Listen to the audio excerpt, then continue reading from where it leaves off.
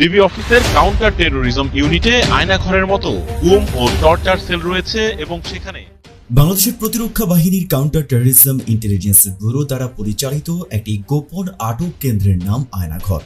ধারণা করা হয় এখানে কমপক্ষে 16টি কক্ষ রয়েছে, যেখানে একসাথে 30 জন বন্দী রাখার সক্ষমতা রয়েছে।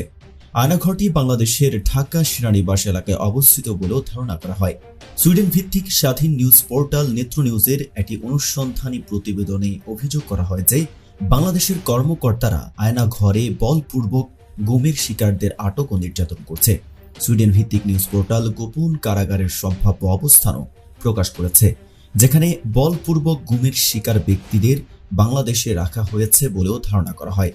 নেত্র নিউজের বিশদ প্রতিবেদনটি বলপূর্বক গুমের শিকার দুই ব্যক্তি হাসিনুর রহমান এবং শেখ মোহাম্মদ সেলিমের অন দ্য রেকর্ড অ্যাকাউন্টের উপর ভিত্তি করে তৈরি করা হয়েছে, যারা বলেছেন যে তাদের ঢাকার কেন্দ্রস্থলে অবস্থিত কারাগারের ভেতরে রাখা হয়েছিল। 2009 থেকে 2017 সাল পর্যন্ত বাংলাদেশ সরকারের প্রত্যক্ষ বা পরোক্ষ মদদে নিখোঁজ হন 402 জন মানুষ। এ তথ্যটি প্রকাশ করে ঢাকা ভিত্তিক মানবাধিকার সংগঠন অধিকার।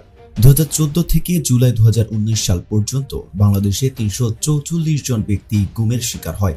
তাদের মধ্যে 40 জন ব্যক্তিকে মৃত অবস্থায় পাওয়া যায়, 66 জনকে সরকারি হেফাজতে গ্রেপ্তার অবস্থায় পাওয়া গেছে এবং আইন ও সালিশ কেন্দ্রের তথ্য মতে 203 জন এখনও গুম রয়েছেন। যারা দীর্ঘদিন গুম থাকার পর ফিরে আসেন তারাও গুমের ব্যাপারে মনো অবলম্বন করেন। ধারণা করা হয় এসব মানুষদের গুম করে রাখা হয় আয়নাঘরে।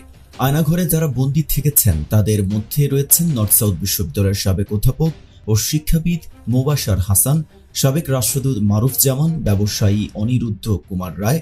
এছাড়াও আয়নাঘর থেকে সম্প্রতি ছাড়া পেয়েছেন বাংলাদেশি ব্যারিস্টার ও জামায়াত ইসলামী নেতা মীর কাসেম আলীর ছেলে মীর আহমদ বিন কাসেম, সাবেক সামরিক জেনারেল এবং জামায়াত ইসলামী নেতা গোলাম আজমের ছেলে আব্দুল্লাহিল আজম আজিম, পার্বত্য চট্টগ্রামের রাজনৈতিক সংগঠন ইউপিডিএফ এর মুখপাত্র মাইকেল চাকমা। বিচার বহির্ভূত হত্যাকাণ্ড সহ এসব ঘটনার জন্য জাতিসংঘ ও বিভিন্ন মানবাধিকার সুরক্ষাকারী সংস্থা যেমন হিউম্যান রাইটস ওয়াচ ও অ্যামনেস্টি ইন্টারন্যাশনাল তৎকালীন বাংলাদেশ সরকারকে নিন্দা প্রস্তাব জানায়। এ সময় গুম হয়ে যাওয়া পরিবারের সদস্যরা মায়ের ডাক নামে একটি প্ল্যাটফর্ম তৈরি করেন। এখানে যাদের পরিবারের সদস্যরা বাংলাদেশে 2009 সাল থেকে আজ পর্যন্ত আওয়ামী লীগ নেতৃত্বাধীন সরকারের শাসনামলে সরকারি সংস্থা কর্তৃক বলপূর্বক গুমের শিকার হয়েছে, সেই ঘটনাসমূহকে সামনে আনার জন্য এই সংগঠনের সৃষ্টি হয়। বাংলাদেশ বেসরকারি একটি সংবাদ মাধ্যম থেকে ধারণা করছে যে দেশের বিভিন্ন স্থানে এরকম আরও বেশ কিছু নির্যাতন ও আটক স্থান থাকতে পারে।